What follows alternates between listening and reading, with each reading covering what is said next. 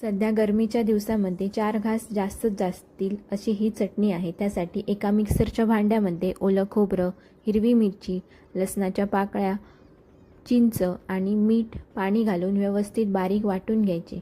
त्यानंतर तव्यावर जी बारीक सुकट असते, ज्याला जवळा म्हणतात, गोलमा म्हणतात, तो व्यवस्थित भाजून कुरकुरीत करून घ्यायचा। तो भाजल्यानंतर एका ताटात काढून पाण्यात थोडा वेळ भिजत ठेवायचा, म्हणजे तो मऊ होतो आणि चटणीमध्ये व्यवस्थित मिक्स पण होतो। हा असा पाण्यात भिजवून ठेवायचा। ही वाटून घेतलेली चटणी आहे, त्यामध्ये जो आपण जवळा आहे, सुकट आहे, ती व्यवस्थित त्याच्यात घालून मिक्स करून घ्यायची चटणीमध्ये। ही चटणी भातासोबत खाऊ शकतो, भाकरीसोबत खाऊ शकतो, चपातीसोबत सुद्धा खाऊ शकतो। जरा 4 घास जास्तच जातात। हे आहे जेवणाचं ताट आपलं तयार। अशाच नवनवीन कोकणातल्या वेगवेगळ्या रेसिपींसाठी माझ्या या चॅनलला नक्की फॉलो करा, विसरू नका। थँक्यू।